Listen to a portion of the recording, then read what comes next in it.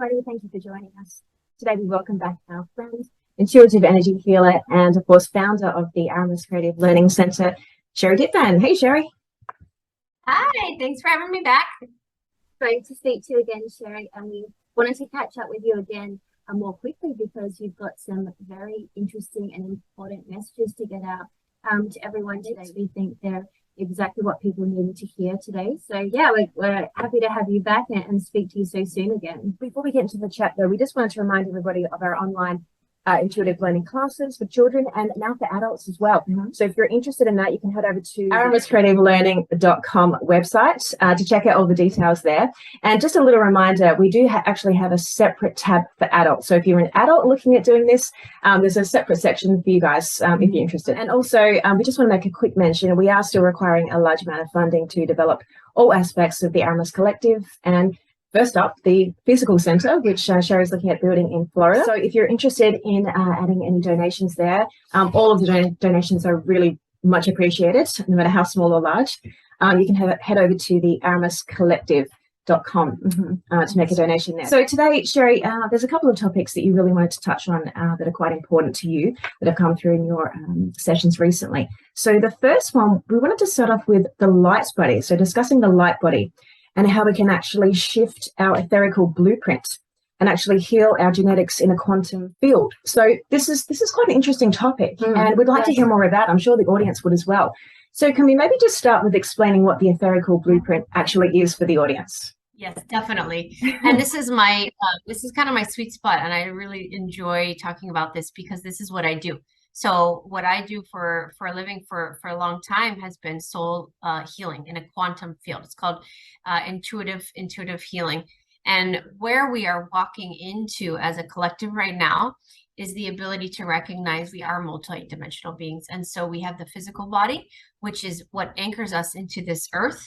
This physical body is very important because that's what connects us to the earth. That's how we're able to live this life. So it is very important that we take care of this vessel, this avatar that we've chosen, but that's not the end of us. We have our light body, which is also called the auric field. There's lots of different terms for it. The light body, the energy body, the auric field, which is comprised of different layers. So there's actually layers that you can see, and they have different frequencies, different colors, different vibrations. So when I work, when I do sessions with people, I shifted from just traditional Reiki, which is intuitive life force energy healing into the through the body, to rebalance the chakras and the physical body. And I navigated over the years to more quantum healing. And at the time, I didn't quite understand really what that meant, but I found myself working outside of the body a lot. And when I would work with a client, whether it was in person or distally, virtually, I was working outside of their physical body and their energy body. And I was able to locate blockages and etherical cords and all sorts of things. And I was like, wow, this is magnificent. I never saw this before. I probably wasn't attuned to the correct frequency. And so once I was able to see that, I started working in the quantum field of everyone's energy field. It's the quantum. So we have layers that are right outside of our physical body that are really important. So right outside of our physical body, from the physical through the chakras, is the etherical body, which is which is most connected to us. It's exactly right outside of our physical body. And then we have different layers that go out from there. We have the emotional, we have the mental, the astral, and then after that we have the etherical template. So we have the etherical right outside the body, and then we have several other layers of our emotions and our mental, and then we have the astral, and then we have the etherical blueprint. But why is that significant right now in our now moment of learning quantum healing, which is really instant healing? Because we have the ability to heal our etherical blueprint. So our etherical template is our spiritual blueprint that will dictate our physical blueprint and our DNA and how the cells regenerate and which diseases we can have, which genetic mutations that can occur. So we talk about how people can have diseases that are generational, right? That there is truth to that to some degree, but then there's also programming involved. So if you are believing that you're going to get cancer, for instance, because your mother had cancer, your grandmother had cancer, your great grandmother had breast cancer, and so on, then you are programmed now in the etherical template of your knowing that, okay, I am likely going to get this illness, this cancer. And so that will then integrate into the physical body, and your cells will start to regenerate at that frequency, that blueprint. And then you are likely to get that, and then and so on, and you pass it on.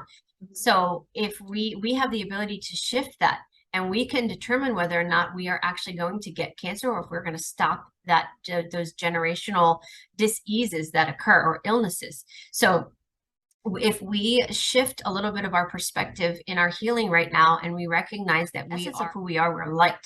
We are God. That's the secret. You know, there is no God outside of us. We are one with God. We are source. We are all fractals of God. We are all light. So that being, we are light bodies, and our light bodies are expansive and infinite. They never die. You know, you cannot create nor destroy energy. It only transmutes. So lifetime after lifetime, our vibration and frequency shifts with our consciousness, which is a beautiful thing. And so it's so much more powerful than our physical body. It's the most powerful part of us. And so if we think from the perspective of expansion and light, we can shift the etherical template with our thoughts. And that's where we're going into instant healing, where we're moving into in our new reality, in a higher frequency, in a higher dimension. We are tapping into the ability to heal with intention and with thought. We need to value our intention, because our intention right now is critical. It's everything, because our intention is where our thoughts lie in our cognitive mind, and our body responds. So what you think will send messages to your body, and your body will react. So if you are thinking, I'm going to get cancer, or I'm going to have this happen, or I'm going to get diabetes like my dad, or whatever it may be, then you are sending a message to your etherical template, the blueprints of your physicality, saying, okay, I acknowledge this, and I acknowledge this, and I consent, and I'm okay with it. But we can shift it, and we can change it, and we can say, no, I do not consent. This is not what I am designing in my etherical template, and we can change it with our thoughts. And that's what quantum healing really is about. It's about taking it out of the physical body and expanding it to the light body. And that's where we have more control. And over the periods of thousands and thousands of years, as part of our programming and suppression, they have made us feel as though we don't have control. And, oh, you're going to get this because your auntie had it, and it runs in your family. And, you know, every time we go to the doctor, we have to fill out the same form and then check the boxes of what your paternal side and your maternal side. And it's like, it's constantly reminding you, oh, I'm going to get this. And when your kids go to an appointment, you got to say what's wrong with you and your side of the family. And it's like continuous programming. Oh, I'm going to get this, I'm going to get that. And we could stop it now. And I encourage every one of you to no longer participate in that ridiculous notion of designing your etherical template to consent to illness, because it doesn't, it no longer will manifest in a higher density. That's amazing. Like, Yeah. I was enjoying listening to that so much. It's all the more reason why it's really important for people to disengage with I would say majority of media that's out there right now. And, you know, obviously TV. How many times do you see commercials, all those government type commercials and things like that? There's so many ways that they can get it to you and get it into your brain, and that starts just manifesting. So just like you said, Sherri, it's when you're at the doctor, there's so many ways that we can be programmed, and have been over many, many, many years. So that's just such an important point. I just wanted to say that it's just so important to really, really, really like allow yourself to just really deprogram and disengage from all of those outlets that are forcing those kinds of concepts into your mind. So we know that our programming comes from past lives and in this life, and everyone, I guess, is programmed to different levels and in different ways. So you're talking about health, but people are also heavily programmed in their behaviors and how they act out and how they respond to things, and all these kinds of things that affect relationships. And if people are more heavily programmed, how do you suggest they even get to that point where they even want to bother or have the desire to shift an intention or their intentions? Because sometimes your programming can be so heavy that you don't even know, or you don't even have awareness that you're even doing a certain thing to even shift to that point of changing the thought process. And then I want to add, how quickly can people do that? Okay. So,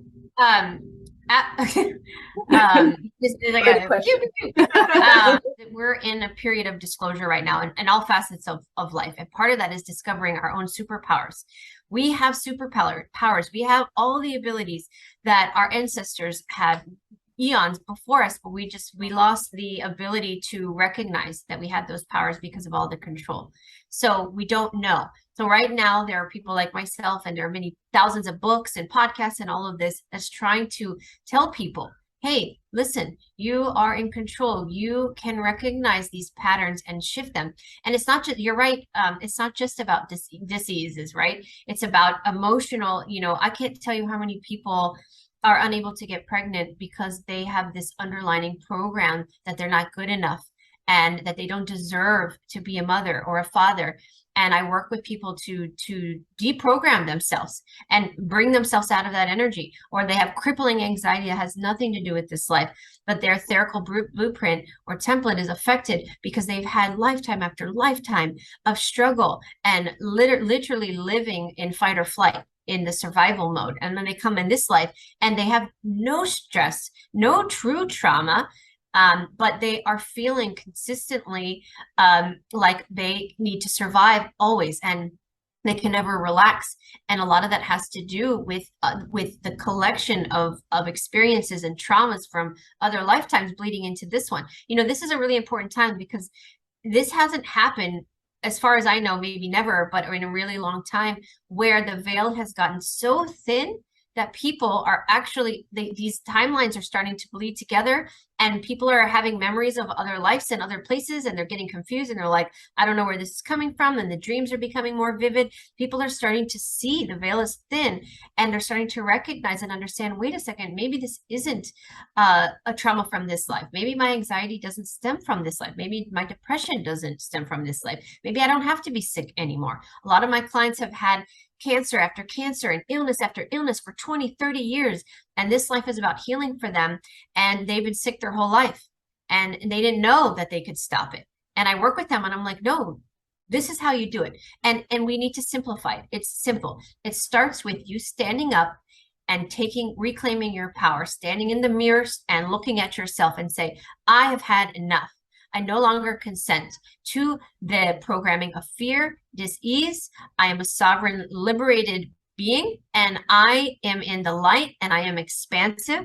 And you work through a series, which I work with my clients, going outside and doing daily 2 to 3 minute breathing exercises where you breathe in all of that disease, disbalance, and low vibrational energy, anything that's not serving your highest good. And I've talked about this a million times, so I know people have heard me say this before. You bring it to the surface, and you say in your intention, in your mind or out loud, and I choose to release it now. I'm done with this. I no longer consent. I am healthy. I am vibrant. I attract only abundance and balance, and whatever you want to say, whatever it is that your soul is searching for. But it takes a person to get to the point where they're ready, because they have to believe it. So if I tell somebody that, but they still are not sure or they don't believe, I tell them the things that I'm telling you to do will not work, because you have to be ready. And once somebody, it's like, you're not going to quit the cigarettes if you go see a hypnotist, no matter how great they are, if the root of you is still not done. You're not done punishing yourself. You're not done, for whatever reason you're using it. You're not going to stop, no matter what I say or anybody says, or what medications you take to deter you from it, and so on. So the person has to be ready, and we have to reestablish a relationship with ourselves. That's why I always say, look in the mirror. Don't look at your face. Don't look at your eye color and the shape of your face and what weight you are and what you want to be and what you wish you look like. No, you look at the essence of yourself and say, I love myself no matter what. And I've had enough, and I want to be free. I am free, and I'm choosing freedom. And you will start. It's not going to happen overnight. So to answer Carly's question, it will not happen overnight right now. It's going to, like I tell people, do this exercise 2-3 times a day, breathing, and then follow it with closing your eyes outside if you can, and connecting yourself with your soul and your own life force energy, your own light, and feel that coming through your crown and into your body and becoming one with yourself again. Let the light shine through, and that will facilitate the healing process. So it starts up here with the intention and thought. Then your light body will start to expand and shift. And that is where the etherical blueprint or the template will shift out here. And then it will ripple back into the physical body, and the cells will slowly start to regenerate in the frequency that you are commanding it to. And it will slowly start to shift. You'll start to feel an awareness first. Clarity will come second. You'll start to feel overwhelming sense of peace and knowing. Then slowly the physical body will start to change, and things that your ailments will start to shift. They won't be as severe. You'll start to sleep better. And within weeks, you could be a whole new human. Now, that being said, I also believe and know that we are moving into a different density field. And once we do that, the healing will be instant. But we're working up to it right now. But it's our intention is literally number one right now in our healing, because if you don't believe, you won't change. Yeah. I absolutely love this conversation so far. It's just so amazing. I just want to say, Sherri, that obviously people can apply these same principles to issues such as people that might struggle with weight issues, or financially they may be always feeling non-abundant, or maybe they're always drawn to relationships that are not good for them. They're always in difficult or struggles within relationships. So I guess obviously you can apply the same principles that you've been talking about to those issues as well. It's not just about health. It's about everything that surrounds us in life and affects us. It's about what you want to attract. And I like to talk about the weight issue for a second, because I do have a lot of clients that struggle with weight, and I want to explain a few things.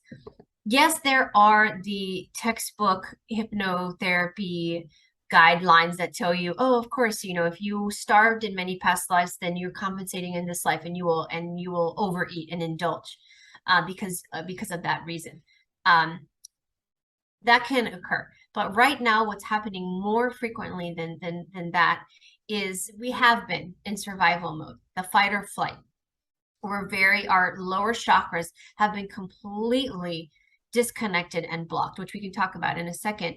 And what happens is we go into this survival fight or flight mode, and our body's way, or its ability to survive, a mechanism of survival rather, is it will hold on to energy as weight in order to survive and feel substantial, to feel dense, to feel like it can fight. It's preserving. And that also takes on the form of physical matter, of weight. So your body will actually slow down the digestive process, hold on to the not the nutrients, but the fat, instead of breaking it down, because it's preserving it or reserving it, because your body is feeling like it needs to fight and fight and fight. So the body's like preparing for a battle, really.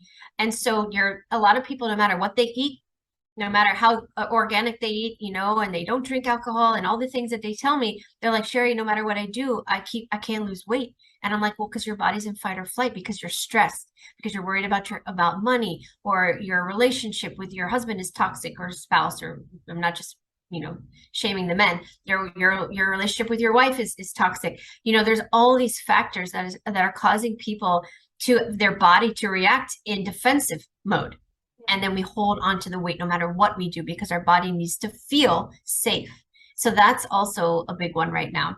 The universe is going to constantly present you with relationships that you're trying to work through that energy of feeling, standing up for yourself. So if your life lesson right now is to stand up for yourself, finally, because you haven't been able to in lifetimes, then the universe is going to present people that are very assertive and very domineering in your life until you stand up for yourself. And once you do, and you stand in your power, and again, I no longer consent. You can relate it to just about anything: relationships, health, finances, whatever you're in lack of. You say, I no longer consent to this. I am ready to achieve this ascension process with no more traumas, because the fear matrix has been designed for us to perpetually experience these negative situations, and then we feel like we'll never get out of them. And that's not the case anymore. Now I believe it's now about instant healing, instant control. I no longer consent that. And so it is, I'm done.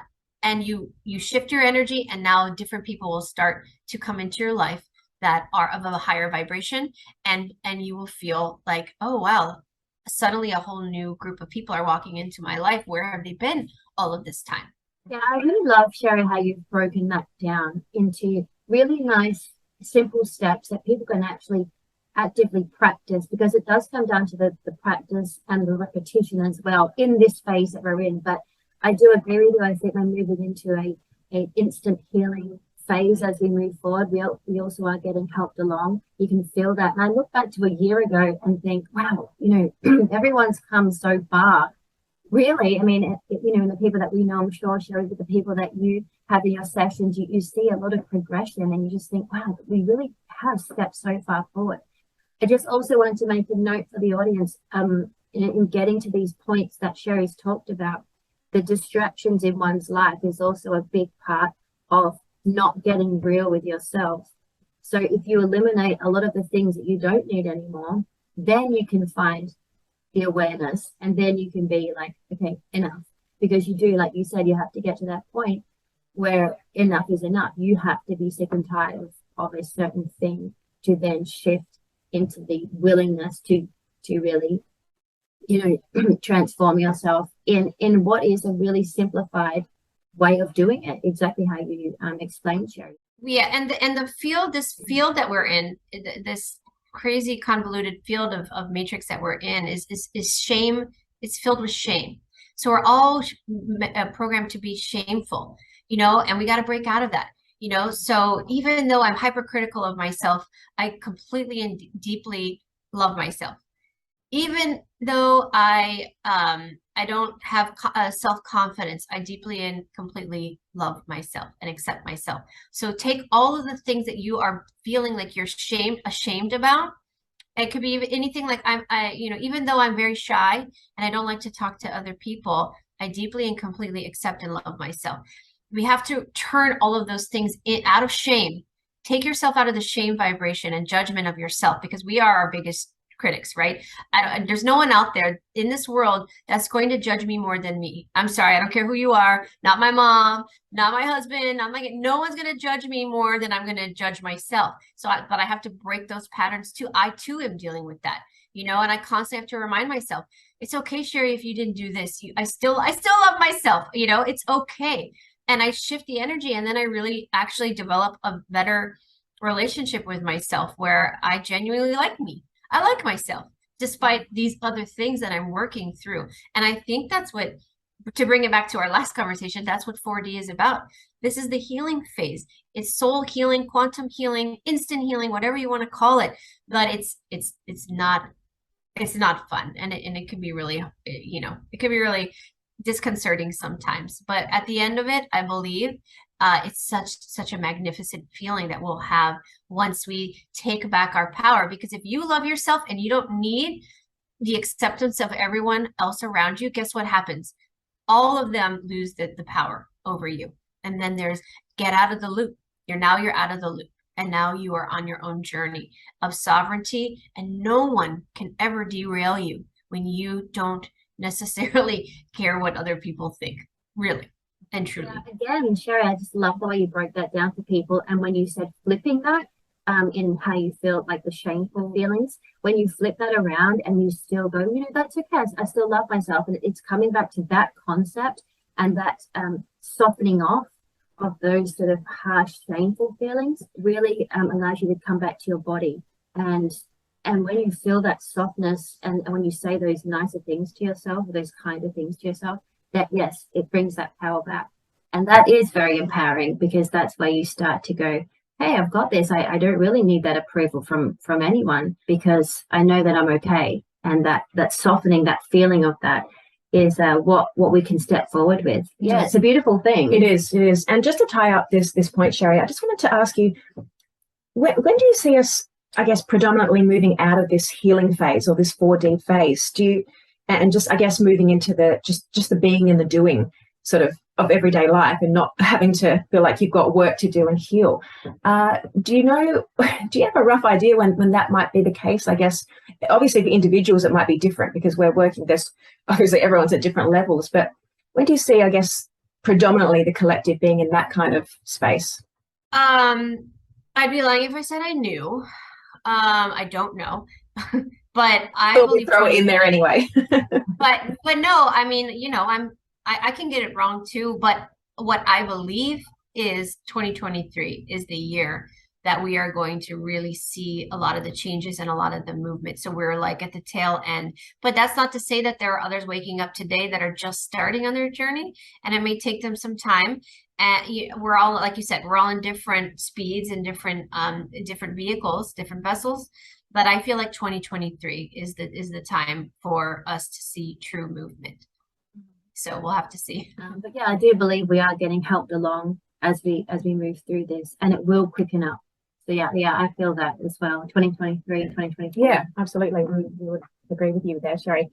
Okay, we're going to move on now, Sherri, to another important point that you wanted to discuss today. Sherri, wanted to talk about the importance of grounding and a good diet. And when I say grounding, I mean connecting to the earth. And as you made this point, not always looking to the stars for guidance. Do you want to explain this a little bit in more detail for us and for the audience? Yeah, I think this is important to reiterate because this is something I've talked about so extensively in previous interviews, in my book, you know, but I want to, it's important to remind people right now that everybody is so intrigued with the galaxies and the, you know, the, where they're from and where they come from and who their soul family is.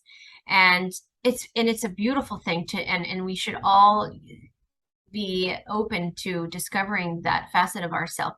But at the end of the day, right now, we have chosen to be in this earth incarnation to be in order to participate in this ascension period, which means that we really need to be fully present. And I think that a lot of the galactic stuff is beautiful, but there is an element of distraction to it because, again, it's encouraging us to look outside of ourselves for the answers.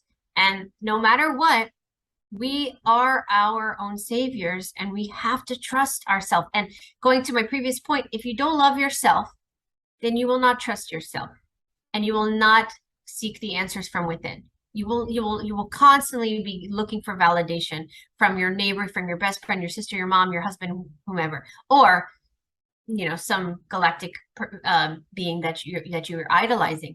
And they're even telling us, don't do that. We're here to guide you and help you. So my point is that we need to connect to the earth because that is our home right now. That's where we are. That's where the ascension is occurring. That's where our bodies are shifting into a higher density. So we need to connect to the earth grid, the earth energy. And we do that through the lower chakras. So our root chakra is our connection, our primal connection. That is the most primal aspect of us that literally roots us in and anchors us in to this earth. Visualize the root chakra creating roots like tree roots into the earth. That's what's keeping us grounded. You know, a lot of the children that I work with, they're so high frequency and so connected intergalactically that I see them as I visualize them and I explain to their parents, they're like a balloon. Imagine a very large, beautiful helium birthday balloon at a kid's party. And I feel like we constantly have to like pull them back down. No, come back, come back, come back. If you let them go, they're just gonna fly away, not metaphorically, obviously speaking, but the point is they're just so expansive and we need to, even the children need to ground and remember to connect to the earth. And it starts with our root chakra, and our sacral chakra is our connection, like I said, with ourselves. That's where you truly identify your connection with yourself. So the root is your connection to the earth and the people around you. Your sacral is your connection with yourself, self-love, self-intimacy, self-growth, self-confidence, all resides within that chakra. And then the solar plexus, right at the middle of the body, is your emotional center, where everything is processed. So much happens there. It's the beautiful midpoint between the soul and the physical body coming together. It's a nice midway point. So we need to remember that facet of our earth experience is also really critical right now. And the way that we work on those lower chakras is to ground to the earth, taking salt baths, being outside in nature, going to the water, the mountains, the rivers, whatever you have near you, connecting with crystals, taking the salt baths, like I said, you know, developing and fine-tuning the positive relationships if in your life with your children, your spouse, your best friend, your anybody in your life that really is meaningful of you, that lifts you up. Reestablish those relationships again. Laughter, have fun, bring your passions back. That is all really important right now, and that will ground you and help you significantly as our bodies are actually changing in the physical sense as well. We are becoming more, our bodies are becoming more high in frequency, so we are becoming less dense, more crystalline, less carbon. Our DNA is activating, so we are going to get our superpowers back, and we need to be prepared for that. So when it happens, we don't go crazy and think, whoa, what's going on? And the more grounded we are, the easier this transition will be. And having a pure diet, I keep telling people, stop eating sugar. Sugar is so bad for us. It literally lowers our vibration. I can't tell you how many sessions I've done with children where their higher self has come through and said, sugar is the worst thing that we can put in our body. And I'm not talking about maple syrup or the natural stuff. I'm talking about, and honey, I'm talking about even brown sugar or refined sugar or white sugar, or even the raw sugar. That's a lie too. That's not good. That is manufactured. So really utilize our body as a temple so that we can bring in more light, and we can, that way we can really tap into the light body, because I believe that this ascension is about integrating this beautiful light body and this physical body so that we don't walk around as 30, 40, 50, 80-year-old adults and like, what's the light body? You know, we're taught as a young person how that they're both important and why they have different roles. And then when you integrate them together, how powerful we can be, but we don't know about it. So we need to unlock it by first grounding and centering ourselves in the lower chakras.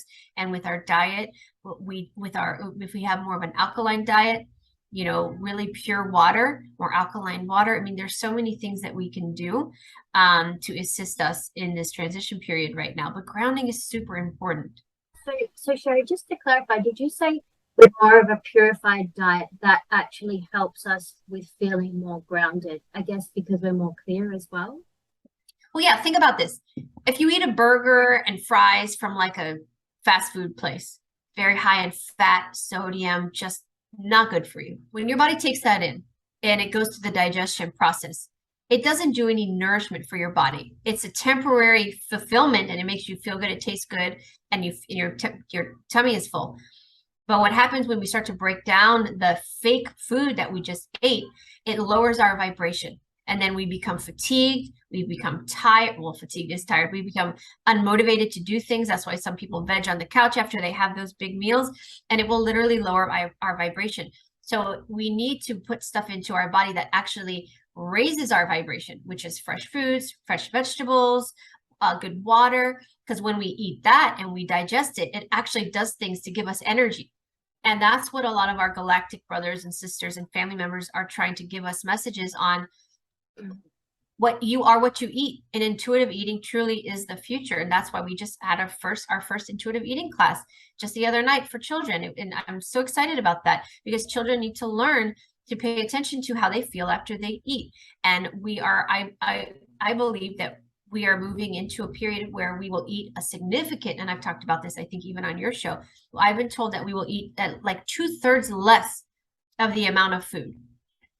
We will probably go into more of a liquid diet moving forward as well. Yes, there will still be meat. People get so mad at me when they're like, oh, I don't believe that we'll still have meat. Yes, we'll still have everything we want, but bonus, we won't have the poison factories, you know, tempting us in the grocery store. And that will go away, but we'll still have the ability to choose what we eat because it's intuitive. So Carly could have a steak and have really bad reaction, and her stomach hurts. She feels awful. It doesn't digest. It takes days. But Sherri could have a steak, and if it's lean meat and it doesn't have a lot of fat and it nourishes me and it gives me energy for days, who's right?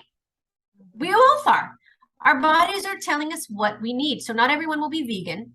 Not everyone will just eat meat. Like it's all about intuitive eating and like listening to what your body is telling you. And it may not be the same thing every day. So we need to get out of this repetitive pattern of, okay, I'm going to make a schedule for myself. That has to go, because you might eat a certain thing for a week, and then the next week your body's like, all right, I've had enough of that. I need some more variety. And then you can't eat that anymore. And then you're feeling craving to eat something else.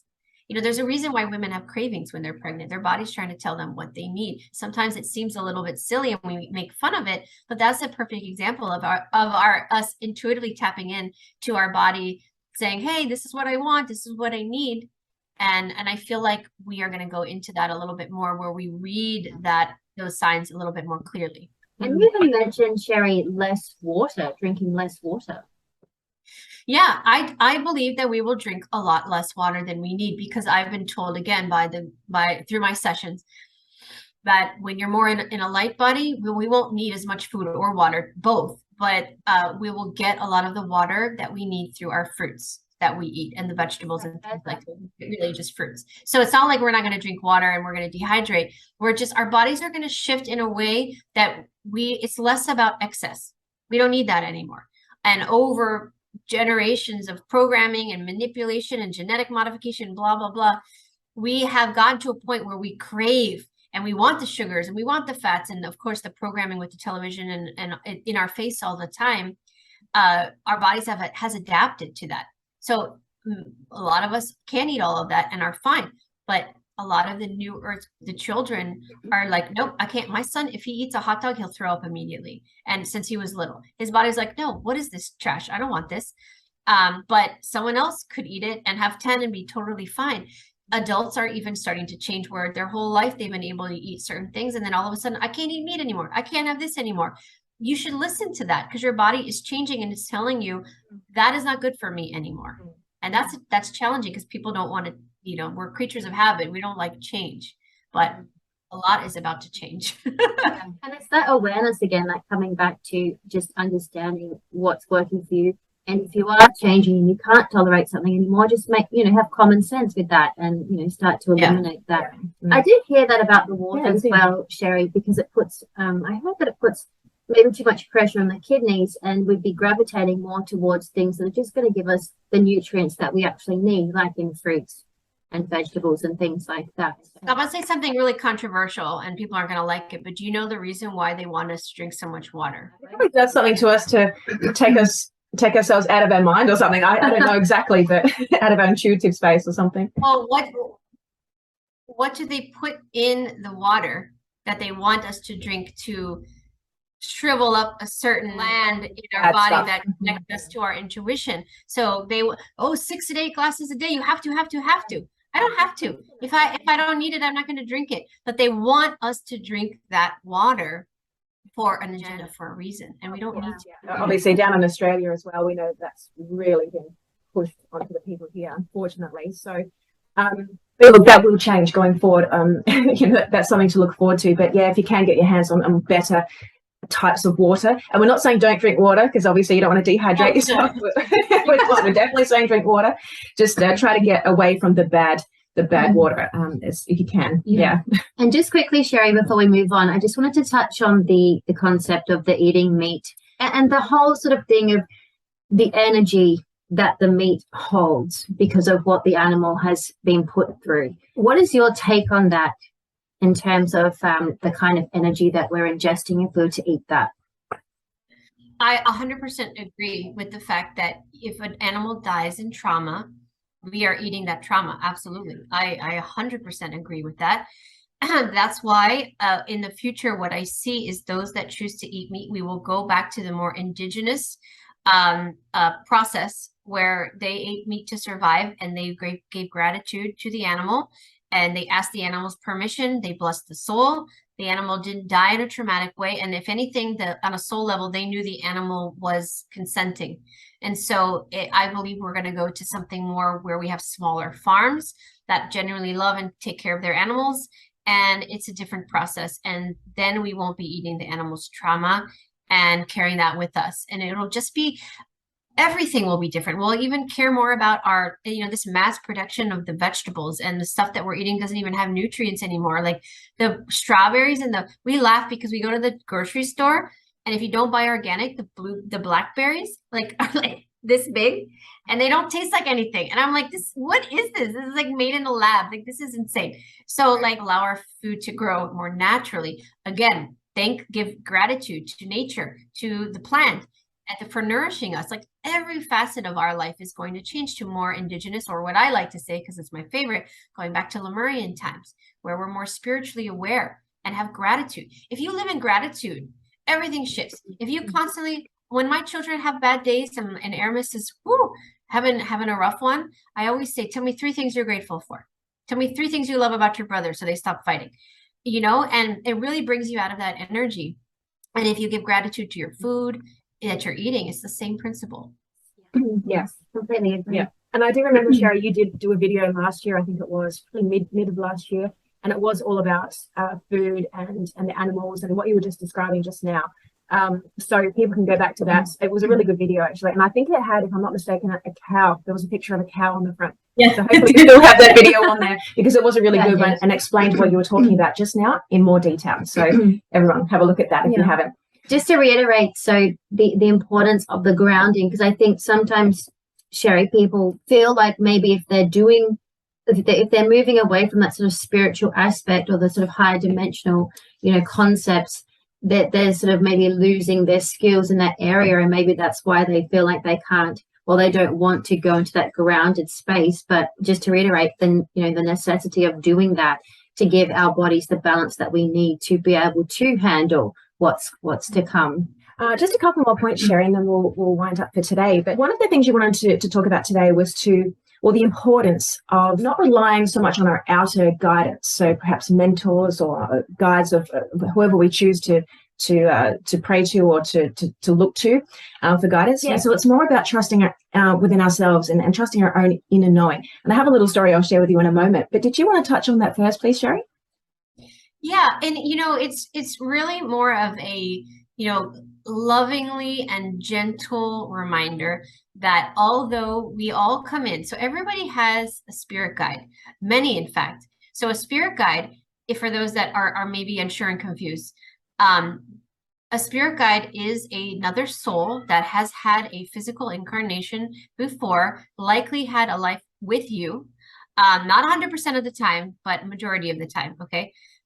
They choose to be with you throughout your life. Let's say your main soul spirit guide, sorry. And they don't incarnate at the same time, and they are with you your whole life. And they really help you to maintain your, make sure you're on track. So think about everybody having the blueprints of their life designed ahead of time. I believe that with certainty that that's what we do, but we can write the story throughout to some degree. We have free will. But the major points are already planned ahead of time. So our spirit guides are going to make sure that they give us signs and things and to make sure that we got to stay on track and we don't deviate too much. They're gentle, loving guides. Then we also have guides that come into our life temporarily for certain things. I know I had someone, I was pregnant. They came in and helped me through my pregnancy, or when just different periods of your life, we'll have short-term guides that come in. They could be weeks, years, and everything in between.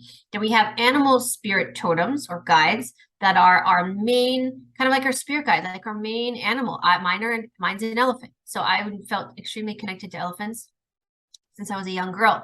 And I didn't realize until later that's why. So they're my protector. I also have a lion spirit with me. And everybody does. And then you have animals that'll come in throughout your life to nudge you or give you signs throughout your lifetime to help guide you.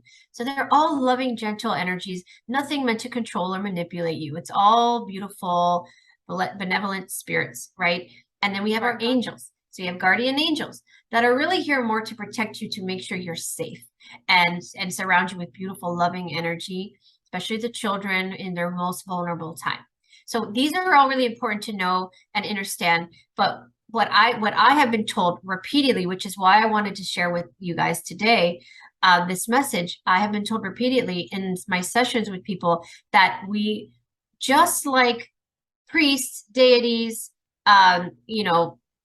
whomever we look up to, even celebrities, to bring it down a few notches, or simplify it a little bit, or, you know, whoever we have crushes on, or we really rely on for our spiritual guidance.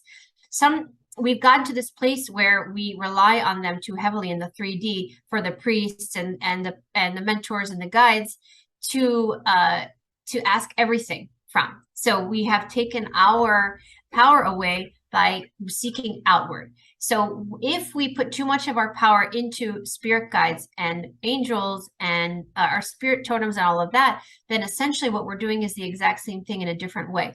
So our spirit guides are just lovingly nudging us to remember that we have all the answers, that we are becoming liberated and sovereign. And in order to do that, we really have to trust our inner knowing. And although they are there to gently guide us and help us, we have all the answers we need, and we don't necessarily need to ask them. They're really here more to guide us. They're trying to assist us in our own knowing. And the reason I'm bringing this up is because I have many people I do sessions with, and everyone always wants to know, my spirit guide, my spirit guide, my spirit guide. They never ask, what about my soul? Not never. A lot of them don't ask, you know, who am I? Where do I come from? What does my soul have to tell me? It's always, what did, you know, Aunt Grandma Jane have to tell me? And what does my spirit guide have to tell me? And tell me what to do. And I want to tell people that your soul is trying to talk to you. You're just not opening the pathway to receive the messages because you're looking everywhere else but within yourself. So I really want to encourage everyone to strengthen that relationship through the many things we've talked about today, and through that letting go of all the negative energy and redesigning the etherical blueprint and expanding your light. Is through that process that you will suddenly have this whoosh, this feeling of, oh, and this clear connection of a knowing. It's called a knowing, where you just know. You don't know how you know, you just know. That's you. That's your soul trying to tell you, I'm here, like, listen to me, you know, I want to help too. And I want to help guide you. So I'm not taking away from the angels and the guides. They're extremely important, but they want us to really focus on establishing that connection with ourselves first before trying to reach around ourselves to get to them. It's like you utilize your guides and angels as an assisting thing to yourself, not as a desperation Yes. sort of feeling. And I just wanted to break it down a little bit more for the audience, Sherri. So a couple of things. How do we, and you said that your soul speaking to you is more of a knowing, and you just know when that feeling comes along, because you get it sometimes with certain things. It's more obvious than other times. So it's more of a knowing feeling. So how do the guides feel different, or your angels feel different to that soul knowing? When do they speak to you softly? How do you, because some people don't hear or know how to talk to their guides. How does it feel different to that? Well, so your spirit guides will come to you telepathically. So they come through as your thoughts. So it is difficult to discern in the beginning who's talking to you, because it's coming through the same channel. But ultimately, that's okay, because that's your spirit guide guiding you in a lovingly, and in a gentle way. So it's not so much discerning that, and it's more, instead of calling out in desperation for them, really doing the work to establish and strengthen your connection with yourself. So instead of in your meditation saying, oh, my spirit guide, please, please, please, please help me or guide me, say, okay, and really say, I'm asking myself. So I ask my higher self, my soul, my spirit, please connect. I want to connect with you. Tell me what the right thing to do is in this moment, and help guide me in a positive direction, in my highest good. And it's all about your intention. Who are you intending on connecting with, as opposed to trying to figure out who you're connecting to. So it's a different process, but that doesn't mean that if you have a knowing come through, that you need to sit there and decipher, is this me or is this my spirit guide? As long as it aligns with your highest good and it makes you feel good, and you feel positive and uplifted, it doesn't really matter in that moment. But the point is that we are seeking guidance from ourselves and not being desperately calling upon, because when you're desperate, you're in the vibration of being desperate. So then you're more likely to accidentally and inadvertently call upon this dark demonic spirit that's floating by and be like, what? You said you're desperate? And then they come in and they try to latch onto you or pretend that they're your spirit guide, and then they entrap you. I love asking Sherri all these questions because I feel like you simplify it so much for people, and it is hard to grasp all these concepts, especially when you can hear all different versions of the same thing, and you're like, well, which one's real? Like, I don't really know, but you say it so perfectly in the sense that it's just makes sense. Like, it makes sense. So therefore, I feel like it's the right way to go. I just also wanted to say, Sherri, this might sound a little bit too sort of simplified, but a lot of people do ask us just in general, what does go within mean? Can we just give a bit of a brief description of that? Because even at that sort of starting point, people don't know what that is. Yeah, I guess it's more of a metaphor, right? Because you're not really going within. You're not like looking inside the body like a little kid likes to like look at their belly button and stuff. Like, I'm not like actually going in within, but it's reestablishing that connection, because over generations and lifetimes, people have lost that connection with themselves. So it's really more of a metaphor of connecting to, like, when people say connect to your intuition, they're like, Sherri, what the heck does that mean? Like, what, tell me what to do. And it's a very intimate and personal experience. And so there really isn't anyone that can tell you the right thing to do, because it's different for everybody. But it's really about fine-tuning the frequency and your vibration to be able to have a clear channel with the right voice, the voice that matters, which is your own, your higher self. And that is going within. So really, it's not literally within, because it's actually going without and connecting above self, which is also connected within. So it's not literal, but it's more metaphorical. I know that, you did think this was a delicate kind of subject matter to cover, because we want people to understand we're not saying don't look to your guides or your angels and do those things that you do to find forms of protection within certain situations that you're in where you need assistance. We're just saying don't put so much reliance on, or perhaps don't put so much reliance on that, because you do have all of that power within yourself. And that's what you, Sherri, and what we are trying to teach people and remind people of all the time, that you have this power within you, and it's just about bringing that out. And I just wanted to share just a quick story, actually, because I know exactly what you mean with this. And it was about, I think, around 6 months ago, maybe around about April. Up to that point, I was always asking angels, guides, universe for help, and I was asking for signs for things. And then not only would I ask for one sign, I'd probably ask for another sign as well. Can you please double check that? Can I double check? Can I clarify? And of course, sometimes you just get so caught up and you're like, well, hang on, that was a little bit different to that sign, and that was it. And you're finding yourself a little bit, mixed up, and find yourself in a pickle sometimes, don't you? Haven't we all done that before, asking too many times? And then I got this note, actually, and it came through from my angels, from my guides, and it actually said to me, stop asking me so much for signs, because you already have the answers. And simultaneously at that time in my life, I actually was starting to make really good decisions with not having to ask all the time for signs to confirm things.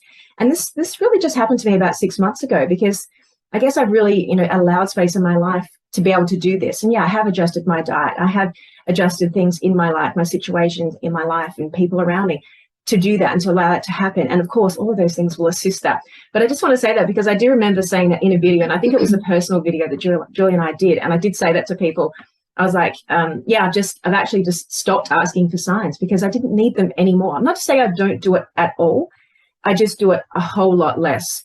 And I think people will find that if they use these tips and tricks that we talk about in these videos, you'll find you have more self power, and you'll believe more in yourself in that way. So just wanted to reiterate that, Sherri, that I know exactly what you're talking about with that. So, and also recognize the level that you're at and how much reliance do you need, and how much can you maybe let go of a little bit and just shift little bit by little bit. Just do it at your own pace, and you'll know. Like I knew, 6 months ago, I knew that was the point when I didn't have to place so much reliance on that. Doesn't mean I don't ask for protection and things like that. Absolutely, I do that all the time.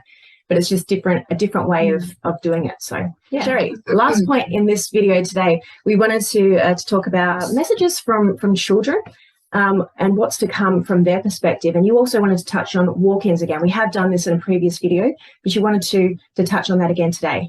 Yeah, I wanted to touch on the walk-ins because I'm seeing a lot more recently than I've seen before, even with adults. So I think there's a large percentage of walk-ins right now. And there's a couple of different reasons for it, and they're different. So for adults, if their soul has chosen, or on a soul level has chosen, I can't follow through with this for whatever reason. There's no judgment. There's a lot of reasons why a soul is backing out, but their life mission is critical, or their critical component in other people in their life, that it would really cause a ripple effect negatively to their spouse or their children, perhaps.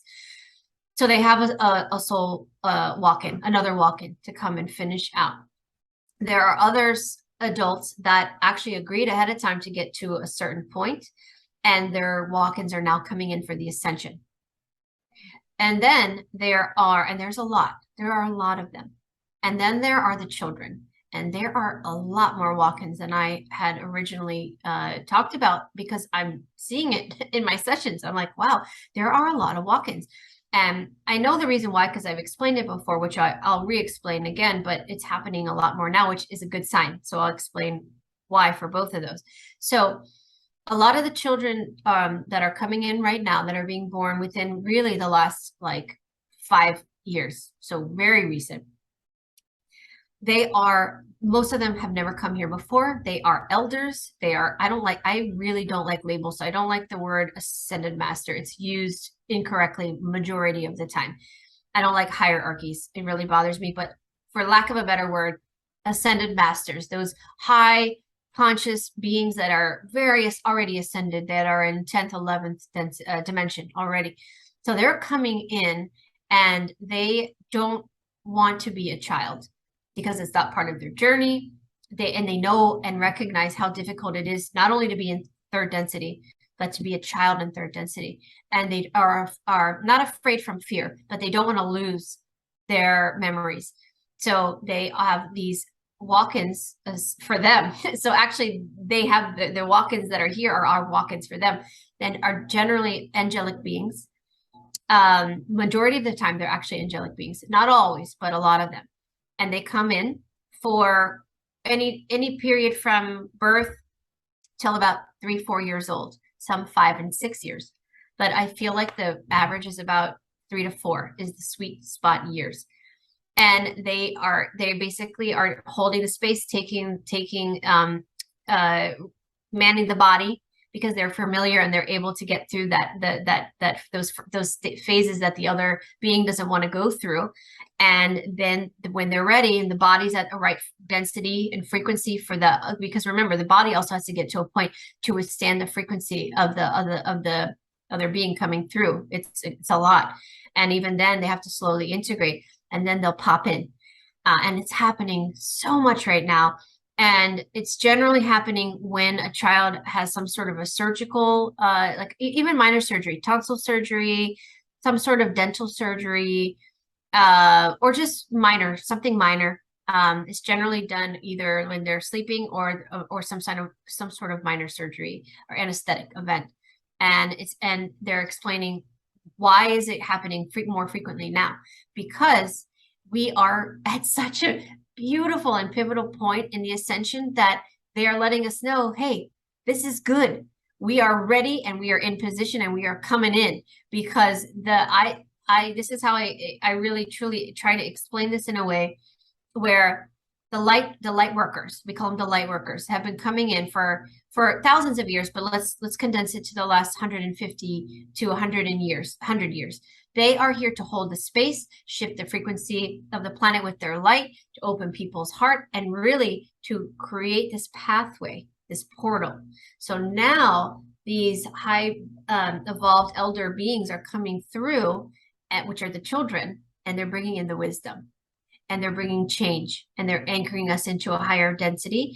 And they are full of knowledge, and they are the labeled ones that I'm working in this life to shift.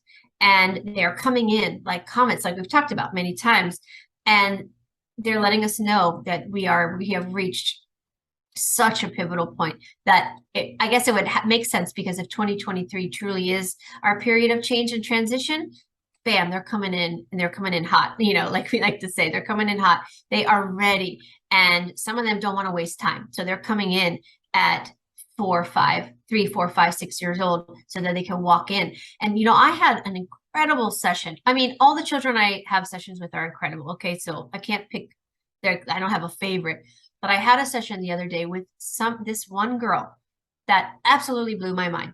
I could not believe the things that came out of her mouth and the things that I was told through her higher self. And she was saying things to me that I have heard many times, but that she had told her mom, one of which is that she had this knowing her whole life that this world wasn't right. The colors were wrong. The animals looked wrong. And all these things were wrong. And she was like, I don't feel like I'm alive here. Like, I feel like I'm dead, not dead, but like, I just don't feel like I'm alive. And I looked at her and I said, you were so right, because the colors are wrong. And the animals do look different. And the animals that have left that are been deemed, what's the word where a species is, thank you. They're coming back.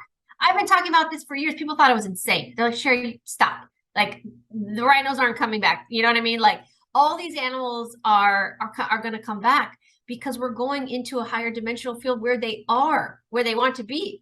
And the colors are more vibrant. And she knows that as a 12, 13-year-old girl. I can't remember exactly her age.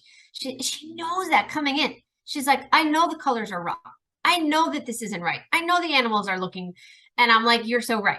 So my point is, these children, which are expansive, spiritual, evolved, beautiful, wisdom-filled beings, are here to now assist in the true transition, the etherical blueprint of our reality now on a wide scale, not just individual, but collectively. They are here to bring the wisdom and truly anchor us into this higher frequency. And they are exceptional and expansive. And I just, I went a little bit on a tangent away from the walk-ins, but the point of the walk-ins is they're here for a reason, and it's a beautiful thing.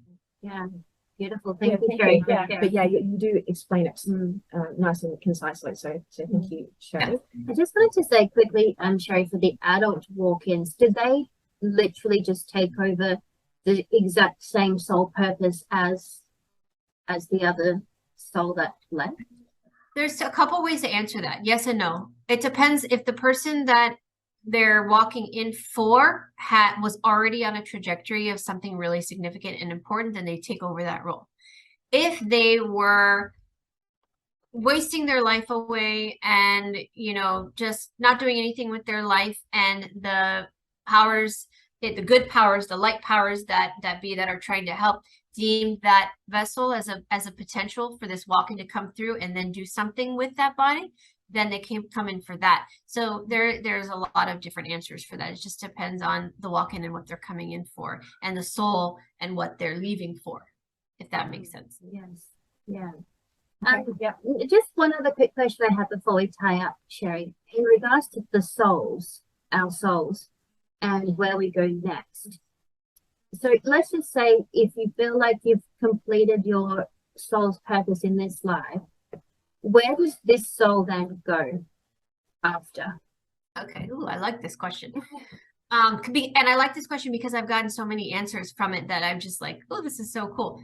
So I do believe that we are going into a period of time in our lifetime, in our generation, that we can live as long as we want to.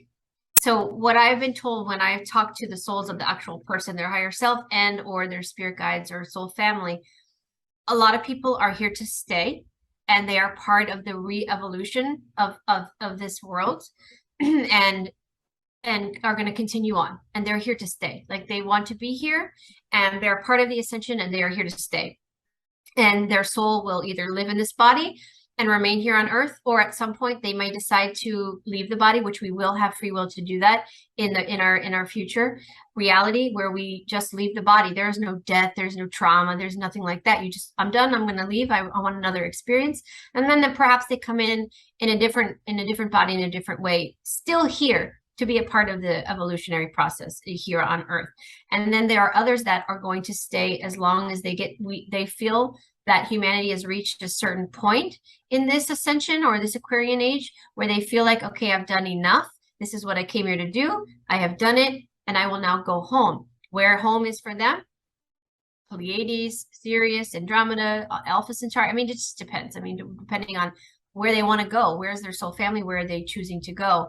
But I also feel like we're going to be moving into a space, which we'll talk about next time. We'll leave it on a cliffhanger, quantum military. Where people, I believe that I'm seeing a lot of interstellar travel. So we are going to get into a period where people are going to be traveling back and forth, and we can talk about that next time. So they're not leaving for good. They're just leaving for right now to rejoin their families, perhaps in their other avatars, and come back and go back and forth. Wow. We actually did have quantum military, the very next question, but we have run out of time today. So we will leave it on a cliffhanger. Sherri, was there anything else before we finish up that you wanted to share today? I think that we covered everything today. So perhaps we could just end every interview moving forward with gratitude. I really like that. And I felt like it's something really positive and uplifting to leave everybody with today. So again, I am so grateful for being settled in my new home, and I'm grateful for my children, and I'm grateful for my good health right now. Hopefully that stays. I'm grateful for so many beautiful things, and I just want to put that out into the universe and let the universe know that I am living in gratitude for what I do have, and I accept the things that I don't, because perhaps I don't need it right now, and things will come in due time. And I am grateful for divine timing, because I know that everything is happening in the highest interest of myself and collectively, and combining those together in the divine etherical blueprint that we're moving into. So that's how I think we should end it today. Wow. Yeah. Just the gratitude. Like we're speaking about it every single day. We've been doing a thing every day, or we do three things. So the same. It's just funny. It just came up the last couple of weeks. So and I think we'll just touch on, maybe I'll speak for both of us, but I think we're both obviously grateful for each other, and having each other throughout our whole lives, and to be in this position right now where we can work together, and grateful for this working with you, Sherri, and for this project that's come into our life with the Aramis Creative Learning Center, and all of these fantastic videos that we create that have so many great tools for people, for where we're at in life at the moment and on the planet, and also grateful for love and for our families, and for good health. So these are, you could literally go on all day, couldn't you? But I'm grateful for the people that watch our videos and they are getting something from them, and it's helping them in their ascension process as well. And for all the lovely comments and the thumbs ups that people give, and the views. We are really, I know, Sherri, you are as well. So thanks to all for watching today. As always, all of our social media links, Aramis Creative Learning links, they'll all be below this video, so check all of those out. And we've got some fabulous September classes coming up, online classes, intuitive learning. We cross all time zones pretty much, and there's classes for everyone, and we do mix up the classes so that it will be in a time zone for you, maybe next month or the month after that. So just keep checking if there's a class that you're keen on. So that will be below the video as well, the link to the class page. And a reminder, if you wanted to donate as well, it's the aramiscollective.com, where you'll find the donation tab for that. So all donations are very much appreciated. Thank you, Sherri. Thanks as always for joining us. It's been a fabulous chat today. I've really, really enjoyed it. I said really 3 times, so I must have really enjoyed it. I enjoyed it as well. All right. Thank you, Sherri. We'll see you very, very soon. Thanks, Sherri. Bye, everybody. Bye.